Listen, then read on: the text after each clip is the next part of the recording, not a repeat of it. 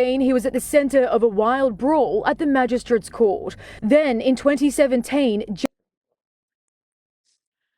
Niggas is fighting in a courthouse. Niggas is fighting in a courthouse, gang. That's crazy. jailed for 2 Boy, shout out to my laddie, lads. Yo, lads. W Megs and Megs, I'm gonna get your Oreos. Megs is like she want these Post Malone Oreos. I'm not sure if they're not offering it in Australia. W America, we finally got one. We got something that, I can help my members. It's a few members I haven't seen in a while. I hope y'all still rocking with me. If you're not a member no more, I hope you're still a subscriber. It's like this really crazy war that's going on in Melbourne.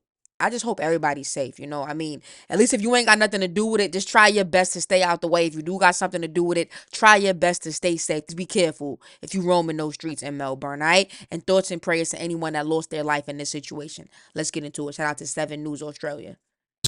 Gangland war is threatening to explode after the execution-style murder of Sam the Punisher Abdul Rahim. Sam the Punisher. That lad name is Sam the Punisher. Like, I didn't, you know what I mean? Like, what did you, like, with a name like that is like, you know what I mean? Like, he was clearly a problem. You feel me? The former bikie enforcer was gunned down in front of his girlfriend in a Preston car park, bringing a violent end to the life of the city's most marked man.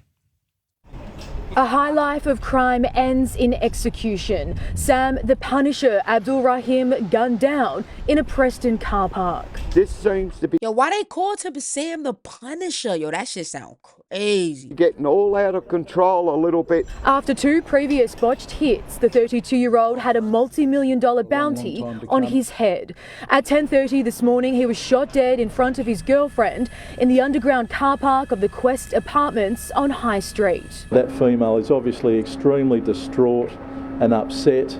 The former bikie turned boxer only checked into the apartment complex. Oh, I want to see some of his boxing matches. That's fire. You see how he was changing his life around, man? It's messed up. Yesterday, constantly changing his movements and living arrangements. 7 News has been told it's likely an associate turned traitor. His sister is already vowing payback. Whoever shot my brother to death, I'm after you, mother. I know it's you, Kazdog, never ends here. He had a long She like, I'm coming for that get back list of enemies, including Middle Eastern crime figure Kazem Hamad. After Abdul Rahim lured drug trafficker Kadir Oz to a Campbellfield shopping centre before his 2016 execution. There's some suggestion that he's was trying to muscle into the illicit tobacco trade.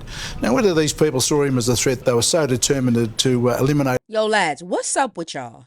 Like, oh, first of all, lads, happy Australia Day. I heard it was like Australia Day. If it's not today, because, I'm like a day behind. It might have been yesterday. So happy Aussie Day, lads. But yo, lads, back to the ghetto shit. What's going on? Like, is it really a tobacco war? Like, is tobacco hard to get in Australia? Because, like, a tobacco war? Like, I'm trying to just wrap my head around this whole tobacco thing. Him out of the equation. Just 1.5 kilometres from the murder scene, a white Porsche SUV believed to be the getaway car was found torched in reservoir.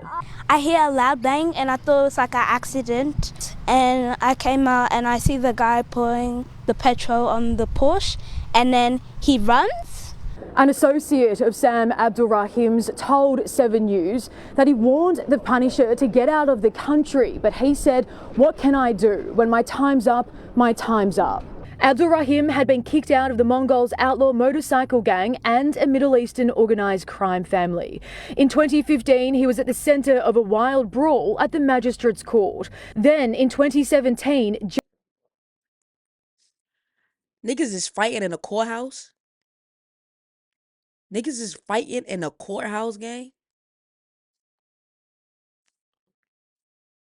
That's crazy. jailed for 2 years after a fatal crash that killed an elderly woman.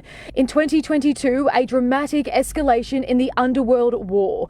Abdul Rahim was shot 8 times in a botched hit as he left his cousin's funeral at Faulkner Cemetery. The gunman crashed their getaway car, then carjacked an innocent mother.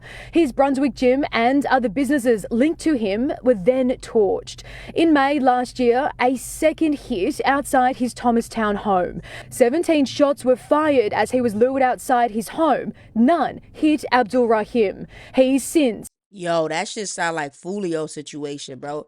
And it's one of those things where like his man said, bro, you gotta get out the, you know what I mean? You gotta go, bro. You gotta get out the country / continent. Cause Australia is a country and a continent. Did you know that? Lads like duh, but it feels good that I know that.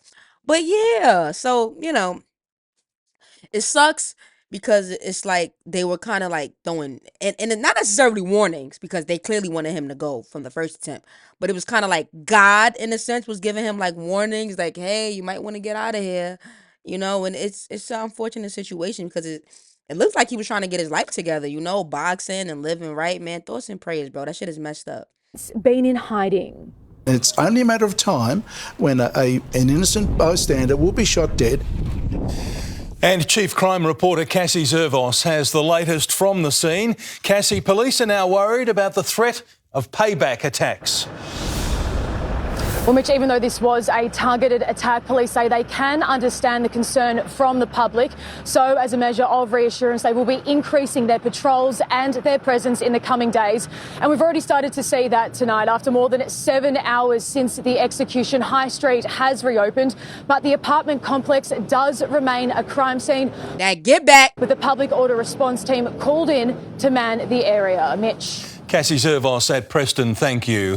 Now to Beth and Yeoman in Reservoir, and Beth, police say they won't give up in their hunt to bring those responsible to justice.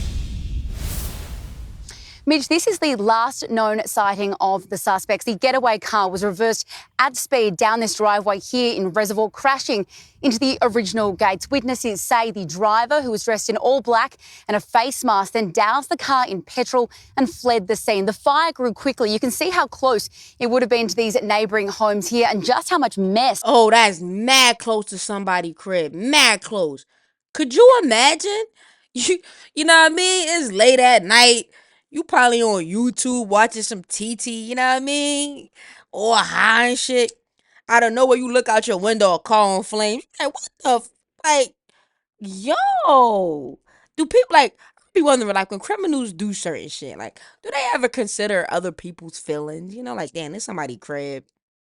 Nah, they don't give a fuck about that. That's why I couldn't be a criminal, because I'm too thoughtful. I'm too, and I mean, like I care too much. I'd have been like, no, can't just burn this car in front of this house. It's somebody's house. Fucking around, got caught. No funny. I would have got caught. Has been left behind. There are shards of glass all over the floor and sharp pieces from the car itself. Police are now investigating whether there was another car waiting or if the men fled on foot. Mitch. Beth and Yeoman at Reservoir, thank you. Yo, lads, that shit is crazy, man. Thoughts and prayers, bro. Thoughts and prayers. What? Y'all rent going up? I'm about to be all up in y'all business real soon. But y'all subscribe for the vibe, lads. I'll be back, though. I got a bunch of videos dropping this week.